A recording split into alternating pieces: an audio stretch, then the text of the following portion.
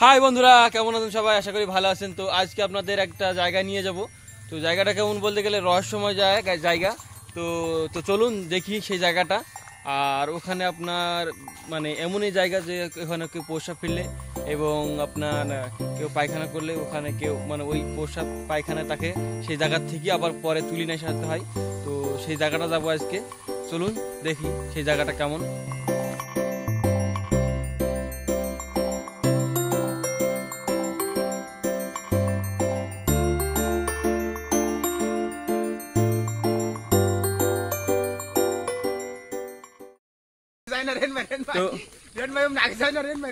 দেখতে পাচ্ছেন আমার সাথে আমার সব বন্ধুগুলো আছে, সবাই একসাথে এসেছি।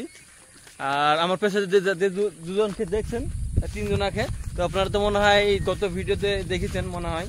তো ওরা সব আমরা সব একসাথেই যাচ্ছি। আর আগে যাচ্ছে আমার দেখেন, আগে যাচ্ছে দুটো বন্ধু, টোটাল আমরা 6 জন আছি। জায়গাটা মানে একটু কিরকম ভয়াবহ জায়গা। তো সেজন্য আমি একলা আসিনি আজকে, দুজনাও আসিনি, 5-6 জনে এসছি। ঠিক আছে, ভয় লাগবে বলে।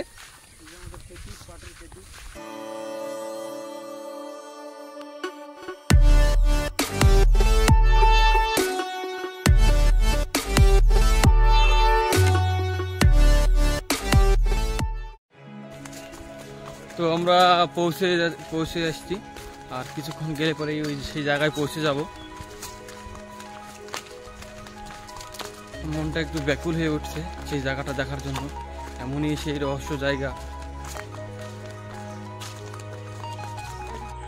তো বন্ধুরা, ফাইনালি আমরা সেই স্থানে পৌঁছালাম, যে স্থানে আসার জন্য মনটা একটু আকুলি বিকুলি হয়ে উঠছিল। আর এই স্থানটার নাম হলো আপনার পীরতলা। এখানকার মানুষ এই পীরতলা বলে এবং এই জায়গাটার নামও আপনার পীরতলা হিসাবে পরিচিতি পেয়েছেন।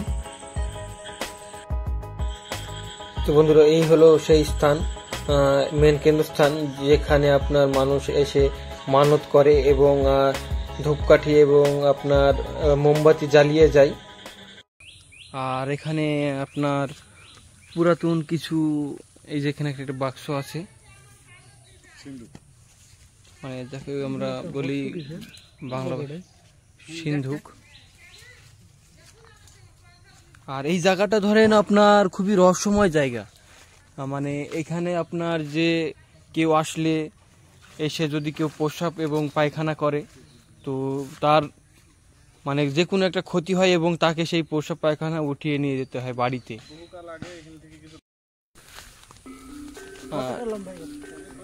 আর এই জায়গাটার রহস্যটা আপনার কি বলি, মানে এখান থেকে প্রায় 100 বছর হলো, 100 বছরেরও বেশি, 100 বছর হবে। তো এখান থেকে আপনার কিছু গাছ কেটে নিয়ে যাওয়া হয়েছিল। এখানে কি মানে গ্রামেরই এক লোক কেটে নিয়ে গেছিল। তো সেই গাছ কেটে নিয়ে যাওয়ার পরে তিনি খাট এবং জানলা দরজা এইসবগুলো বানানোর পর, তো ওকে স্বপ্নে দেখেছিল, এই যে স্বপ্নে দেখেছিল আপনার যে এই কাঠগুলো, সেই যে কাঠগুলো নিজেই ও বানিয়েছিল, কাঠ এবং দরজা। তো সেই কাঠগুলো এই জায়গাটায় ফেরত দিয়ে আসার জন্য, তো তিনি ফেরত দিয়েছিল না। তো ফেরত না দেওয়ার কারণে তিনার পরিবারের 3 জনা পরপর 3 জনা মারা যায়। তো তারপরে সেই যে আপনার কাঠগুলো এবং দরজা এইসবগুলো আবার রিটার্ন করে যায়। 10 বিঘা জায়গা আছে এই জায়গাটার। আর আমার বন্ধু বলছেন এখানে মোটামুটি 10 বিঘি, যে এই 10 বিঘা জায়গা মতো এরিয়া। তো এরিয়াটা খুবই বড়। এর ভিতরেও কেউ মানে প্রস্রাব পায়খানা এবং অন্য কিছু কোনো খারাপ কাজ কেউ ভুলবশত এখানে করে না। আর এখানে যে দেখছেন পুরো জায়গাটাই ধরেন এরিয়া আন্ডারে পড়ছে।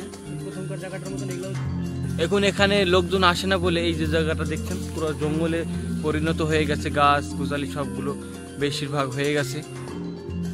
মানে এই জায়গাটা আপনার এখন বর্তমানে পুরো জঙ্গল হয়ে গেছে, মানে পরিষ্কার পরিচ্ছন্ন নেই। আর এই জায়গাটা মানুষ খুব ভয় করে রাত্রে আসতে, রাত্রে কেউ আসে না। জায়গাটা দেখছেন খুব ভয়াবহ জায়গা মনে করে মানুষে, কিন্তু জায়গাটা অত খারাপ না। এখানে আপনার কেউ যদি মানত করে, কোনো আশা করে, তো সেই আশা তার পূরণ হয়ে যায়।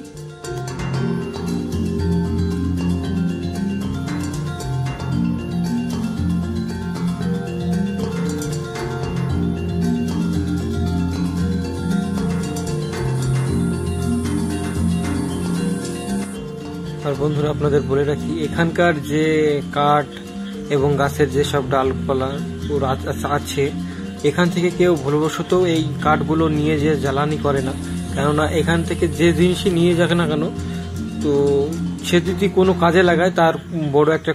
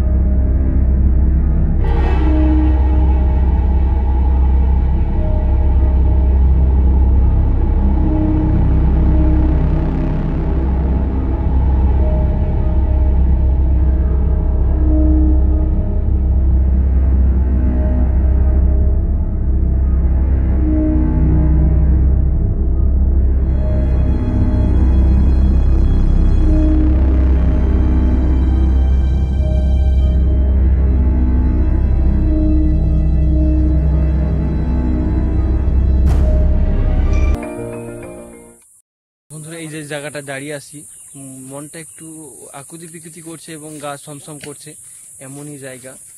এখানে মূলত দেখছেন আমরা আমরা 6 জনাই আছি, আদার্স আর এখানে কেউ নেই। মানে এই জায়গাটায় কেউ আসে না টপ করে, হয়তো যারা হয়তো মানত করে এই জায়গাটায়, তো সেইখানে তারা এখানে আসে, তাছাড়া আসে না কেনা কেউ।